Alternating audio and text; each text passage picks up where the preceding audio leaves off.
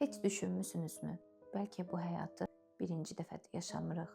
Bəlkə əvvəllər başqa insan idik, başqa ölkədə, başqa ailədə. Bugün sizə çox maraqlı və biraz da qorxulu bir mövzudan danışacağam. Reinkarnasiya və keçmiş həyatını xatırladığını iddia edən uşaqlar. Reinkarnasiya nədir?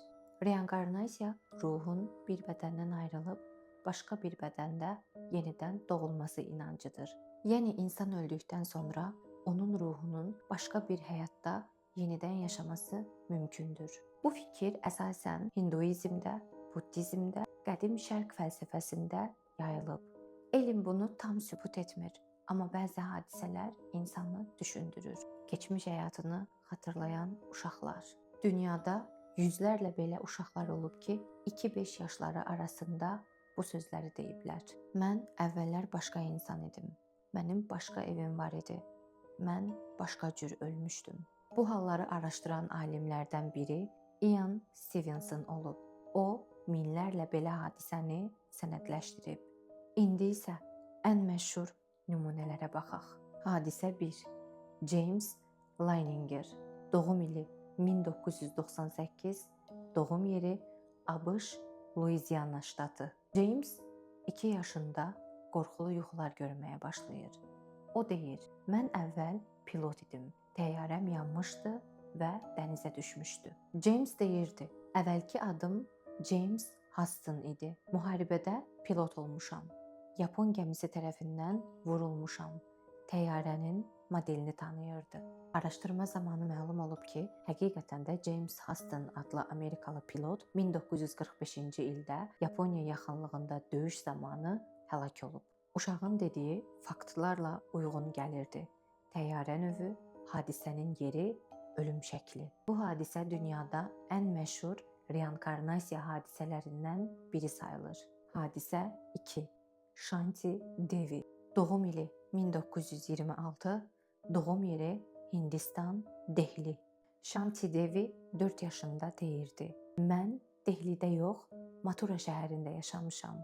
Mənim ərim var idi. O deyirdi, əvvəlki adım Lugdi idi. Mathura şəhərində yaşamışam. Doğuş zamanı ölmüşəm. Araşdırma zamanı məlum oldu ki, həqiqətən də Lugdi adında bir xanım Mathura şəhərində doğuş zamanı həlak olub. Shanti onu tanımadığı halda onun evini tanıdı. Onun ərini tanıdı. Onun ailə üzvlərini tanıdı.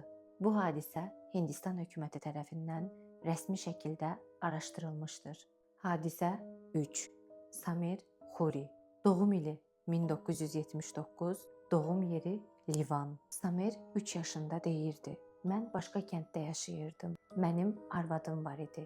Məni güllə ilə öldürmüşdülər. O deyirdi, əvvəlki adım Raşid idi. Başımdan güllə ilə vurulmuşdum. Onu dediyi kəndə apardıqda evi göstərdi. Ailəni tanıdı, necə öldüyünü danışdı. Sonradan məlum oldu ki, illər öncə həmin kənddə bir kişi eynən Samir'in dediyi şəkildə öldürülmüşdü. Bunu da qeyd etmək istəyirəm ki, internetdə Samir Khuri'nin öz görüntüsü yoxdur.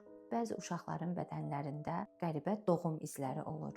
Güllə izinə bənzəyən dairələr, yanıq izinə bənzəyən ləkələr. Məsələn, sinəsində iz olan uşaq əvvəlki həyatında sinəsindən vurularaq öldüyünü deyirdi və yaxud başında ləkəsi olan bir uşaq başından zərbə aldığını deyirdi.